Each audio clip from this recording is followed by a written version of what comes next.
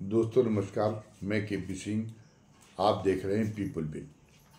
Supreme court के प्रधान न्यायाधीश justice B.R. Gavai पर जूता फेंकने की हिमाकत करने वाला, और मैं जस्टिस गवई की केवल बात नहीं कह रहा हूँ, बल्कि ये तो एक तरह से वो सुप्रीम कोर्ट की कार्रवाई जब चल रही थी उस दौरान ये घटना कारित की गई। तो ये घटना ये माना जाएगा कि सुप्रीम कोर्ट पर सही तरीके से परिभाषित नहीं होता। ये एक व्यक्ति पर जूता फेंकने की हिमाकत नहीं थी, बल्कि एक सर्वोच्च संवैधानिक संस्थाओं में शुमार उस संस्था पर एक जूता फेंकने की हिमाकत थी। तो एक बड़ी हिमाकत थी जिस वकील राकेश किशोर ने की थी, उस पर तत्काल कड़ी कार्रवाई होनी चाहिए थी। जिस तरह से जो संसद में गैर नुकसानदेह अत्याचार करने वालों पे जैसे कार्रवाई हुई थी, उससे भी कोई जो उन्होंने पर्चे फेंके थे, जो रंगीन गुब्बारे फेंके थे, उससे कोई जनहानि होने की कोई संभावना नहीं थी। लेकिन उन पर इतनी कार्रवाई, उस कार्य को करने वाले लोगों पर इतनी कड़ी कार्रवाई हुई कि आज तक वो बरी नहीं हो पाए। और उधर ये था कि ये राकेश किशोर नाम के जिस ने किया था, जिस शख्स ने ये काम किया था, वो शख्स को दिल्ली पुलिस औपचारिकता के लिए तो पकड़ के ले गई, लेकिन उसके बाद में उसको छोड़ दिया गया और उसको इस बात की छूट दी गई कि वो सोशल मीडिया पर अनाप शनाप बके। और उसके बाद भी ये मामला बिल्कुल ठंडा हो गया था। कह दिया गया था कि जस्टिस गवई खुद ही कार्रवाई नहीं चाहते। और वैसे तो उसी समय पे एक दो वकीलों ने इसको राकेश किशोर के खिलाफ अवमानना की कार्रवाई शुरू करने के लिए अटॉर्नी जनरल R. वेंकट रमणी को एक पत्र भेजा था, एक जो है प्रार्थना पत्र भेजा था। लेकिन R. वेंकट रमणी उसको दबाए बैठे हुए थे। पर अचानक आज ये हुआ कि R. वेंकट रमणी ने सुप्रीम कोर्ट के सामने ये कहा कि ये जो है ये एक बहुत बड़ा, बहुत गंभीर दुस्साहस था सुप्रीम कोर्ट के प्रधान न्यायाधीश पर जूते फेंकने का जो काम था, और इसको नज़रअंदाज नहीं किया जा सकता। तो उन्होंने कहा कि इस पर राकेश किशोर पर अवमानना की कार्रवाई शुरू की जाए। तो जो खंडपीठ इसकी सुनवाई कर रही थी, सूर्यकांत की, तो उसने उस खंडपीठ ने कहा कि अब ये मामला ख़त्म हो गया और जस्टिस गवई खुद ही नहीं चाहते। तो आप, और सोशल मीडिया पे ये मामला काफ़ी छाया रहा था, अब सोशल मीडिया पे शांति हो गई, तो आप फिर क्यों इस बात के लिए आग्रह कर रहे हैं अवमानना की कार्रवाई हम शुरू करेंगे तो फिर सोशल मीडिया पे शुरू हो जाएगा, वो फिर एक बहस शुरू हो जाएगी खाम खा की। और सोशल मीडिया वैसे ही सुप्रीम कोर्ट को, न्यायपालिका को बड़ा दर्द देने का काम कर रही। ये कह के उन्होंने तत्काल सुनवाई उन्होंने नहीं की, और उसको अगली तारीख के लिए उनको जो अटॉर्नी जनरल का जो अनुरोध था, उस पर सुनवाई अगली तारीख तक के लिए टाल दी। खैर, महत्वपूर्ण ये नहीं है कि ये किया गया, लेकिन महत्वपूर्ण ये है कि सरकार इतने दिनों तक तो उदासीन थी, बल्कि कहा जाए कि उदासीन भी नहीं थी। वो तो एक राकेश किशोर को एक संरक्षण देने का काम कर रही थी, और एक राकेश किशोर को भुनाने का भी काम कर रही थी सुप्रीम कोर्ट की साख की, और जो हो बंटाढार तो होता रहे। लेकिन फिर अचानक क्या हुआ कि सरकार का दिमाग फिर क्यों एकदम पलट गया, ये हृदय परिवर्तन क्यों हुआ? क्योंकि अटॉर्नी जनरल तो सरकार के इशारे के बिना तो ये काम स्वतः प्रेरणा से तो कर नहीं सकते, उनका ये काम स्वतः स्फूर्त तो हो नहीं सकता। तो निश्चित रूप से इसके पीछे एक राजनीति है, और राजनीतिक कारण है कि जो बिहार में जो चुनाव चल रहे हैं उसमें सरकार को ये एहसास हो रहा कि लगातार एक के बाद एक ऐसे मामले आ रहे जिससे दलितों और पिछड़ों का मन भारतीय जनता पार्टी के प्रति खिन्न हो जाने के आसार दिखाई देने लगे। तो उससे सरकार घबराई। हालांकि इसमें कोई, जिस ढंग से वो लोग हैं जो ये चाहते हैं कि ये देश उन कानूनों के हिसाब से, संविधान के हिसाब से न चले, इस देश को जातिवादी मानसिकता से ग्रसित धर्माचार्य चलाएं। जो लोग ये उस बात को क्या का प्रयास कर रहे कि सारे कानून निरस्त कर दिए जाएं, सारे जो है पूरा संविधान निरस्त कर दिया जाए और पूरा देश जातिवादी मानसिकता से ग्रस्त धर्माचार्यों के हवाले कर दिया जाए। वे जिसको चाहें उसको दंडित करने का काम करें और वे जिसको चाहें और उसको जो है ये ठहराएं वो उसका जो दुनिया भर के जो उसके कानूनी जो पैमाने हैं उस कानूनी पैमाने से, मानवाधिकार के पैमाने से वे चाहे जितनी गलत बात कहें, चाहे जितना गलत काम करें, लेकिन उनको अगर वो इसके अपना एक शास्त्र की एक रूलिंग लेकर वो उनको जो है उनकी पीठ थपथपाने का काम करें, तो ये देश में एक मानसिकता को इसको एक बड़ी तेजी से बल दिया जा रहा है और सरकार भी उसमें सहयोगी बनी हुई है। तो इसी मानसिकता के लोग थे जिन्होंने उसको राकेश किशोर को इस घटना के राकेश किशोर को एक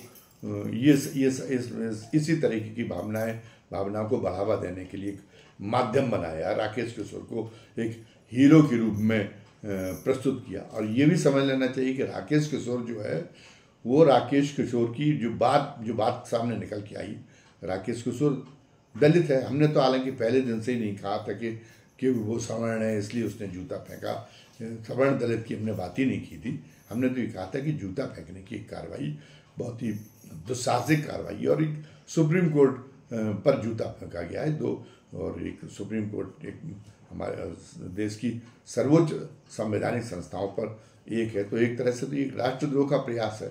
और जैसे जो आपको संसद में एक गैर हानिकारक अत्याचार करने वालों के खिलाफ आपको NSA से लेके और सारी धाराएं मिल गई थी, लेकिन दिल्ली पुलिस को सुप्रीम कोर्ट की चलती हुई सुप्रीम कोर्ट के बीच में जूता फेंकने के दुस्साहस करने वाले के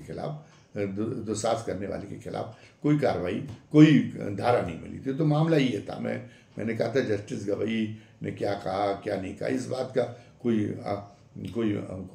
इस चीज़ को ये चीज़ कोई अर्थ नहीं रखती, कोई महत्व नहीं रखती। तो लेकिन जो बाद में शुरुआत में तो चूंकि उसको तो ट्रेंड किया गया था, वो एक तरह से तो प्रशिक्षित दस्ते का सदस्य था, वरना लेकिन जो बाद में उसने धीरे धीरे और ज़्यादा खुला, लगातार जब उसके इंटरव्यू हुए और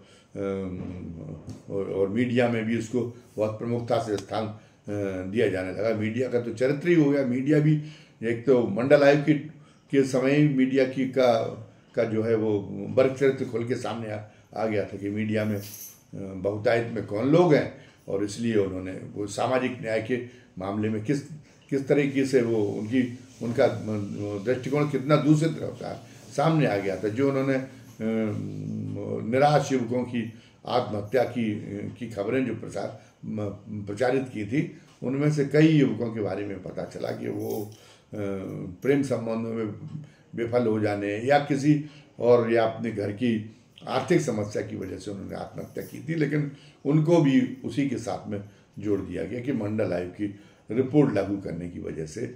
और उन्होंने उस समय की वो मीडिया ने, ये जातिवादी मीडिया ने ये नहीं देखा कि जितने लोग निराश हो रहे थे और कितने उनकी संख्या क्या थी, और जितने लोग उस रिपोर्ट के लागू होने की वजह से जितने लोग उत्साहित हुए थे, जिनमें उस वर्ग के जो बहुसंख्या में है उनकी उस वर्ग के जो लड़के जो उत्साहित थे, उनका वो कितना अंतर था दोनों के बीच में, क्या अनुपात था। ये मुट्ठी वाले लोग थे जो सामाजिक न्याय के कदम को रोकने के लिए और अपना विलाप कर रहे थे, और उनकी संख्या तो बहुत बड़ी थी।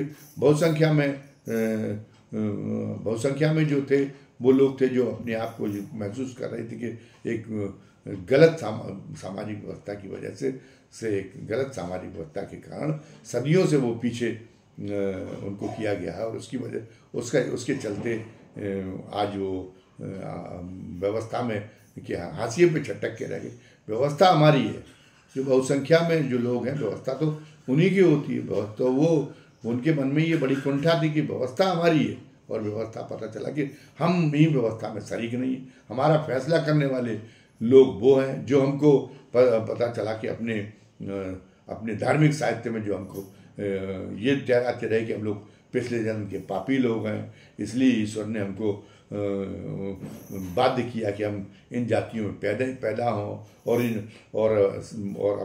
अपनी गनीमत के लिए सारी वो जो दंडात्मक जो प्रताड़ात्मक व्यवस्था है कि ना नए कपड़े पहने, ना नई शिक्षा प्राप्त करें, न शिक्षा प्राप्त कर सकें, न पद धारण कर सकें, न जो है संपत्ति धारण कर सकें। तो ये जो एक कसक थी, ये जो कुंठा थी, और ये भी सोच के भाई जिसकी व्यवस्था है, जो लोग बहुसंख्या में व्यवस्था तो नहीं की, और व्यवस्था में हम ही भागीदार नहीं, तो व्यवस्था में भागीदार बनने का एक मौका मिला था, तो कितना बड़ा वर्ग था जो उसकी वजह से उसमें प्रसन्नता छा गई थी। लेकिन आश्चर्यजनक है कि मीडिया ने उसको कवर नहीं किया कि किस तरीके से उस वर्ग के लड़कों में कैसे कितना जश्न मनाया जा रहा है, उसका पैमाना कितना बड़ा है, इस पर केंद्रित हो गई थी। तभी मीडिया का वर्ग चरित्र सामने आ गया था। तो ये कोई अपनी ही देश की सर्वोच्च अदालत के सामने, देश की सर्वोच्च अदालत की जो है इज्जत को तार किया गया, और इसका तमाशा बनाने में मीडिया को उसी जातिवादी मीडिया को निश्चित रूप से मजा मिल रहा था। तो मैं कह ये रहा था कि जब कहते वो असलियत बता गया कि उसकी कुंठा क्या थी, उसकी शिकायत क्या थी, उसकी नाराजगी का कारण क्या था। उसकी नाराजगी का कारण कोई गवई साहब की जो कोई कमेंट नहीं था, कोई सनातन पर कमेंट का जैसा प्रचारित किया गया वो नहीं था। उसकी मुख्य वजह ये थी कि वो पश्चिमी उत्तर प्रदेश के एक मुस्लिम बाहुल्य शहर का रहने वाला था। उस शहर में उसके परिवार के साथ में बड़ी बेहूदगी हुई थी, और वो करने वाले जो आतताई थे वो करने वाले मुसलमान थे। तो इसलिए और इस कारण से वो भाग के आया था, और वो उस दर्द को वो अभी तक झेल रहा था। वो जो उसके परिवार के साथ में जो बदतमीजी हुई थी, जो अशोभनीय घटना हुई थी, उस दर्द को अभी तक उसके मन में वो दर्द की जो है जो इबारत थी वो अभी तक नहीं मिट पाई थी। तो जब उत्तर प्रदेश में जो बुलडोजर की एक तरफा कार्रवाई है, वो उसका इस्तेमाल, बुलडोजर न्याय का इस्तेमाल मुसलमानों के खिलाफ भी होता है, तो उसको बड़ा एक आंतरिक सुकून, जो बदले की भावना से पीड़ित रहा वो एक व्यक्ति, स्वाभाविक है कि उसको एक आंतरिक सुकून मिलेगा। वो तो चाहता कि वो ऐसी पूरी कौम ही मिट जाए, और ये एक सामान्य मनुष्य में ऐसी भावना होना एक बड़ी स्वाभाविक बात है। तो वो सोचता था कि योगी की सरकार बहुत अच्छा काम कर रही है, और लेकिन उन्होंने गवई साहब ने एक बयान दे दिया बुलडोजर न्याय के खिलाफ। तो ये मुख्य नाराजगी की वजह ये थी, और उसकी नाराजगी से जो लोग परिचित थे, जो साजिशी संगठन परिचित थे, उन लोगों ने उसका इस्तेमाल कर लिया, और उसको जो है उससे ये सनातन की तमाम बातें उससे कहलवा दी। अब जस्टिस गवई की उस बात पे अब फिर जैसे ही ये कार्रवाई शुरू हुई, फिर सोशल मीडिया पे बाढ़ आ गई कि जस्टिस गवई के खिलाफ क्यों कार्रवाई नहीं होगी। जस्टिस गवई जो है उन्होंने हमारे भगवान का अपमान किया। एक अजीब बात है कि आप ही धर्म को समझते, और आप व्यक्तिगत जीवन में ऐसे जो डाले, जरा देखा जाए कि जो तमाम सारी धार्मिक बंदिशें हैं उन पे वो कितना खड़े उतरते, वो रोजाना उन धार्मिक बंदिशों का, तो धार्मिक मर्यादाओं का तो रोजाना उल्लंघन करते, और कितना उन्होंने धर्म को पढ़ा है, कितना समझा है, कितने घंटे धर्म की साधना में व्यतीत करते हैं, कितना जो है उनके कितना परोपकार में जो कमाई करते हैं, वो कमाई में कितना ईमानदारी बरतते हैं, जो ईश्वर के प्रति अगर आप श्रद्धा रखते हैं तो आपको हर समय में ईमानदार, हर चीज़ में ईमानदार होना चाहिए। तो कोई धंधा करते तो उसमें कितनी की ईमानदारी बरतते, तो सब जो है ढोल की पोल पूरी की पूरी सामने आ जाएगी। वो पूरा, तो वो लोग एक सक्रिय हो गए। ये कौन लोग हैं? ये वो गैंग है जिस गैंग को देश से कोई हमदर्दी नहीं। अगर देश से हमदर्दी हो तो वो देश की एकता के साथ खिलवाड़ करने का काम क्यों करेगी? उसको ये जो है, और उसको ये भी, लोगों को ये भी पता होगा कि ये जो हम जिन लोगों को जख्म देने का काम कर रहे हैं, जिनको वो जो उनकी जो पुरानी जो हमने जो टीस है, जो हमने अपने तथाकथित धार्मिक साहित्य में लिख रखी है, वो जो है वो टीस को जो वो टीस अब जो तमाम तरह से एक तरह से जो लोकतंत्र का इतना विकास हुआ, सामाजिक परिस्थितियाँ, देश की परिस्थितियाँ बदली, तो वो टीस काफ़ी हद तक कम हो गई। सबको आगे बढ़ने का वर्तमान माहौल में अवसर मिल रहा, तो स्वाभाविक रूप से वो टीस नहीं रह जाएगी। लेकिन फिर भी आप उसकी जिद करके, वो उसकी हठधर्मता करके, उसकी जबरदस्त उसका वो करके, और आप जो है उसको उस बहुसंख्यक वर्ग को आहत करने का काम कर रहे हैं। आप सोच नहीं रहे, अगर आपके साथ आपको अगर देश के साथ हमदर्दी हो तो क्या आप ऐसा कर सकते हैं, लेकिन आपको देश के साथ हमदर्दी नहीं है। आपको वो जो आपका अनैतिक वर्चस्व रहा है सदियों से, वो आपको कुछ ज़्यादा महत्वपूर्ण लगता है, आपको उसकी चिंता है। वो देश तब तक है जब तक वो हमारा वो जो अनैतिक वर्चस्व वो कायम रहे, हमारी जो अनैतिक जो हमारी उन पर बढ़त है, हमारा जो है हमें जो उच्चता प्राप्त है, उसकी आपको केवल उसकी परवाह है, उससे केवल आपका लेना देना है, बाकी देश से आपका लेना देना नहीं है। अगर वो नहीं रह जाता, आप सबको समान ही हो जाता, तो फिर आपके लिए देश से कोई मतलब नहीं। पर तो देश अगर मिट जाए तो मिट जाए, आप तो काम तो यही कर रहे, देश की एकता के साथ में खिलवाड़ करेंगे। इतनी जागरूकता पैदा हो चुकी है, बहुसंख्यक वर्ग खिलाफ में खड़ा हो जाएगा, तो उसका नतीजा तो देश को ही भुगतना पड़ेगा। इसका मतलब तो ये साफ है कि आपको देश के साथ में हमदर्दी नहीं। अब ये तो मैं तो हिंदू, मुसलमान, सनातन और नगा, कोई भी पंथ हो, सिद्ध, किसी के खिलाफ, बौद्ध, सिख हो, किसी के खिलाफ कोई किसी की धार्मिक जो भावना को आहत करने का काम नहीं किया जाना चाहिए। लेकिन क्या आप सोचें कि वो जिस बात का बतंगड़ किया जा रहा है, क्या वो जो उन्होंने टिप्पणी की थी, आलोचना तो जस्टिस गवई की भी हो रही, इस बात के लिए हो रही, और तमाम सारे अन्य जस्टिस की भी हो रही कि ये जो परंपरा बना रखी है कि जो कुछ बोलना है आप फैसले के रूप में बोलिए, आप अतिरिक्त कमेंट क्यों करते हैं। इस तो वो जो उन्होंने कमेंट किया वो एक अतिरिक्त कमेंट था, लेकिन उसमें कहीं से कोई दुर्भावना सनातन धर्म के प्रति हो, कहीं पर भी भगवान के अनादर करने की कहीं से कोई भावना नहीं थी। बात का पतंगड़ बना रहे।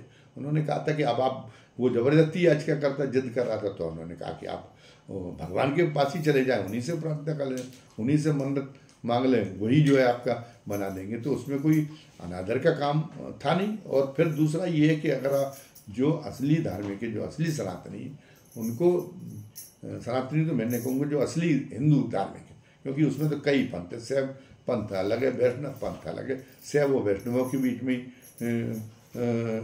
झगड़ा होता रहा। वेद हैं जो शुरू में पूरी अब आप तो किसी को पूरा धर्म, जो हिंदू धर्म है पूरा आप समझ में नहीं दे रहे, वो भी नहीं समझने दे रहे। अब नई पीढ़ी तैयार हो जाएगी, उसे पढ़ना तो चाहिए कि हमारे धर्म का कैसे स्वाभाविक किस तरीके से विकास हुआ, कौन कौन सी उसने सीढ़ियाँ पार की हैं।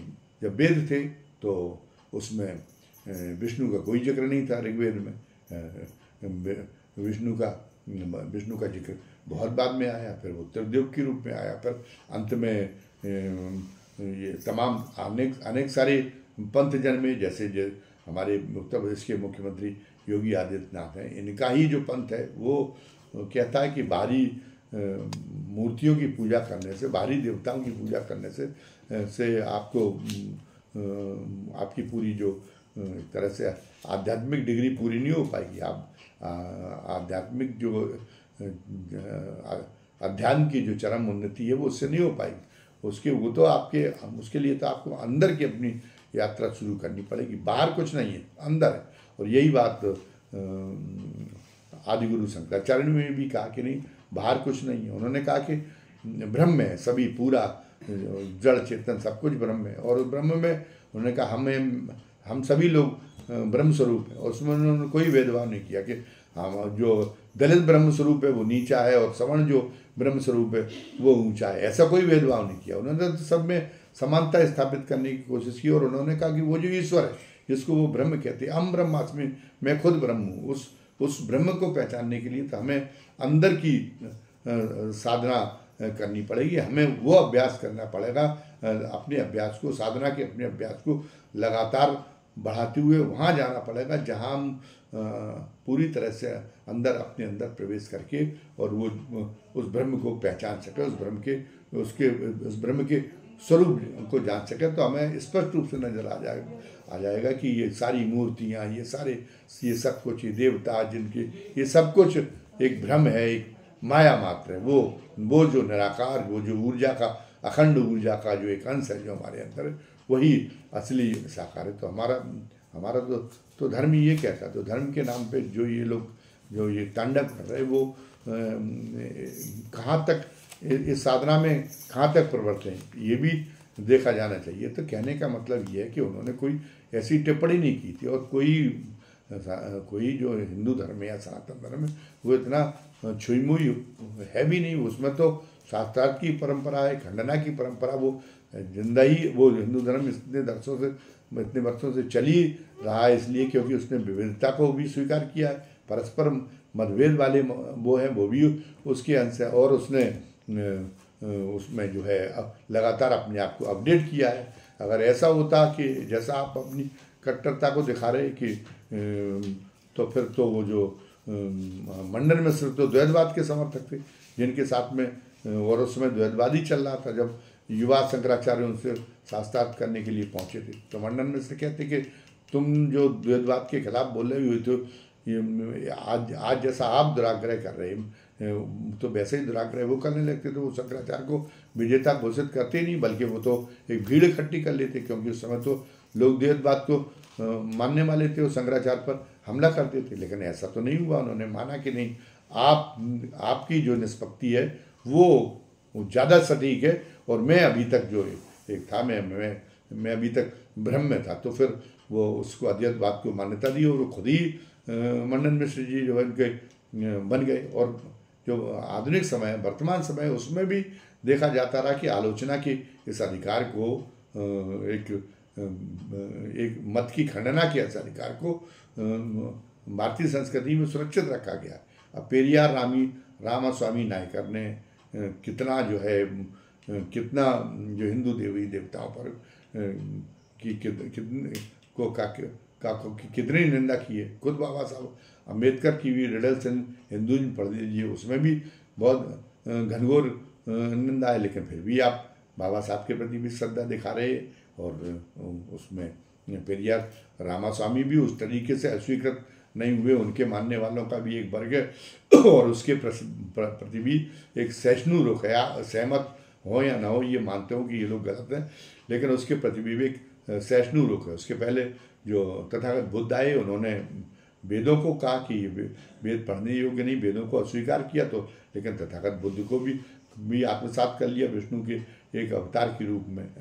और ये ललई यादव हैं जिन्होंने असली रामायण उत्तर प्रदेश में प्रचलित की, और उस असली रामायण में एक तरह से जो राम की मर्यादा पुरुषोत्तम का जो स्वरूप है, उसका बड़ा घनघोर प्रतिवाद किया गया था। तो वो, लेकिन मतलब फिर भी कोई ललई यादव पे भी कोई हमला नहीं हुआ, बल्कि उनको मानने वाले, उनके अनुयायियों की बहुत बड़ी संख्या थी। और ललई यादव की जब उसको रामायण को असली रामायण को प्रतिबंधित कर दिया गया, तो हाईकोर्ट के वो जज, जो कि वो सारे के सारे हिंदू जज ही थे, तो और जहाँ तक मैं समझता हूँ ब्राह्मण जी ही जज रहे होंगे, उन सारे जजों ने, उस जज ने उनको उस प्रतिबंध को गलत ठहराया और उसको फ्री कर दिया। ये जो पोखराया के रामस्वरूप वर्मा थे, जो चौधरी चरण सिंह की सरकार में वित्त मंत्री रहे थे, वित्त मंत्री और वित्त मंत्री के रूप में उन्होंने पहली बार उत्तर प्रदेश में फायदे का बजट पेश किया था। आज तक ना इसके पहले कभी हुआ था, ना आज तक हुआ है। वो उसका रिकॉर्ड कायम है। वो भी राम के बहुत बड़े निंदक थे। वो तो पोखराया में राम का दशहरे के दिन राम का पुतला जलवा देते थे। तो वहाँ पे कहाँ उनको मानने वालों पे और उन पे कहाँ पे जो है कहाँ हमला हो गया, क्योंकि ये तो इसीलिए सर्वाइव ही कर रहा है हिंदू धर्म के। वो उसने हर तरह की आलोचना को, सबको मान्यता, सबको जो है झेलते हुए और वो आगे बढ़ता रहा। तो आज जो है ये कह रहे कि नहीं आपने, उसमें उन्होंने ऐसी कोई बात नहीं कही थी, आप जबरदस्ती उसको तूल देने का कौन काम कर रहे हैं कि जो जिन्होंने पता चला कि वो कट्टरता को किसी और धर्म से आयात करके लिया, तो वो खुद धर्म भ्रष्ट है। वो खुद, उनको ये नहीं माना जा सकता। हिंदू धर्म की जो परंपरा है, हिंदू धर्म का जो चरित्र है आलोचना के प्रति सहिष्णु होने का, और उसके प्रति जो वो कट्टरता दिखा रहे, तो वो तो लगता है कि उन पर तो वो तो किसी और धर्म की आत्मा उनमें प्रवेश कर गई, और धर्म की आत्मा प्रवेश कर गई तो वो खुद अपवित्र हो गए। उनके ज़रूरत इस बात की है कि उनका जो हिंदुत्व है उसको, जो हिंदू धर्म की असली कसौटी है उनको परखा जाएगी, कितना हिंदुत्व उनके अंदर बचा है, या पूरा उनका हिंदुत्व खत्म हो चुका। और ऐसे बकवासियों की को हिंदू धर्म से खारिज किए जाने की जरूरत है, क्योंकि ये दुष्ट लोग ये अपनी दुष्टता से असली हिंदू धर्म को जो है एक तरह से अतिक्रमित करने का, असली उसको आवरण में ढकने का काम कर रही है। उनके चरित्र से दिखाई दे रहा है, ये कभी ढंग का चरित्र नहीं दिखाई दिया। और पर अभी तक सरकार को ये लग रहा था, सरकार को अभी तक ये लग रहा था कि अभी तक वो ताकतें जो एक तरह से इस बात पे विश्वास रखती थी कि हिंदू धर्म की एकता का मतलब है कि उन लोगों को जो बहुसंख्यक आबादी है उनको दोयम दर्जे की स्थिति जब तक वो स्वीकार करते रहे, वो दोयम दर्जे की वो जो है वो है तब तक जो है हिंदू धर्म उसको ये माना जाएगा कि तो हिंदू धर्म का मतलब है कि उस स्थिति का बने रहना, दोयम दर्जे की स्थिति का, उनकी जो बहुसंख्यक आबादी है उसके दोयम दर्जे की स्थिति का बना रहना। जो इस बात में विश्वास करते थे, तो उनकी अभी तक क्षमताएं थी। उन्होंने इतने दिन का डीएनए में वो प्रवेश हो जाता है, इतने दिन का डर, मनोबल में वो कमजोरी शामिल हो जाती चरित्र में। तो उस मनोबल की कमजोरी के नाते वो लोग झेलते थे। तो वो फिर ये था कि वो राजनीति में भी उसका असर दिखाई देता था कि राजनीति में ऐसे ही जो वर्चस्ववादी लोग हैं, वो जिसको कहते थे उसी को जैसे वो प्रजा कहते थे, उन जो दलित और पिछड़े समाज के लोग थे उनको कहने से वोट देना पड़ता था। लेकिन आज स्थितियाँ बदल गई। ये सरकार इस चक्कर में थी कि नहीं, पहले ही कि एक जो सवर्ण है वो 50 दलित के और पिछड़े वर्ग के वोट जहाँ चाहे वो डलवा सकता है। लेकिन आज स्थितियाँ बदल गई। आज एक तरफ तो हालत ये है कि खुद जैसे यादवों को माना जाता है कि राजनीतिक तौर पर उत्तर प्रदेश और बिहार जैसे प्रदेशों के में नहीं, पूरे देश में वो जो है मुसलमानों की तरह वो भी उसमें बहुसंख्या भाजपा का विरोध करने, बहुसंख्या भाजपा के विरोध में है। लेकिन जब ये चला एक तरह से जो एक धर्म के प्रति बड़ी आसक्ति का ये मूर्ति पूजा, ये सबका अभियान जो अभी चल रहा है, इस अभियान का जो प्रभाव हुआ, तो इस अभियान में सबसे ज़्यादा जो मंदिर जाने वालों में और कथा कराने वालों में बहुत बड़ी संख्या यादवों की हो गई। लेकिन और उत्तर प्रदेश में भी हो गई। उत्तर प्रदेश में भी सारे यादवों के अंदर कथाएं होती हैं, सब उनके यहाँ पे भी पूरा ज्योतिर्लिंग के दर्शन के लिए यादव भी बहुत बड़ी संख्या में जाते हैं। वो भी वैष्णव मंदिरों में जाते, सब वहाँ पे वैष्णो देवी में भी जाते हैं, चारों धाम की तीर्थ यात्रा करने भी जाते हैं, और मथुरा में तो जाने के वाले यादवों की संख्या बहुत ज़्यादा है। लेकिन इसके बावजूद भी क्या अगर जो चुनाव हुआ तो धर्म अपनी जगह पर रह गया, और वोट उन्होंने बीजेपी की बहुसंख्या में यादवों ने बीजेपी के खिलाफ ही दिया। तो यादव तो एक नमूना है। अधिकांश जो पिछड़े वर्ग की वही हालत है। तो आपने समझ लिया कि हमने धर्म के आगोश में सारे दलितों और पिछड़ों को समेट लिया है, तो वो अपनी अस्मिता का प्रश्न भूल गए हैं। ये एक गलतफहमी थी। उसी गलतफहमी में गवई के बहाने पूरी दलित और पिछड़े समाज को अपमानित करने की जो कार्रवाइयाँ चल रही थी सोशल मीडिया पर, उसका मजा लेने का काम इसी के बहाने सरकार ये कर रही थी। लेकिन अब उसको एहसास हुआ कि नहीं, राजनीति में उसका असर उल्टा होगा।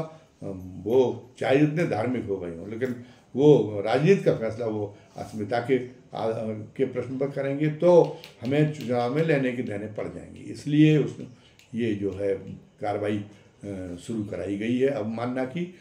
पर इस अवमानना की जस्टिस सूर्यकांत जब है तो ये हमें लग रहा है कि इस नाम पर ये हो रहा है कि सांप भी मर जाए और लाठी भी न टूटे। सरकार की पहल दिख जाए कि वो अवमानना की कार्रवाई शुरू हो रही है और सुप्रीम कोर्ट की ओर से खुद ही उस कार्रवाई को रोक दिया जाए। अभी की वीडियो में बस इतना ही।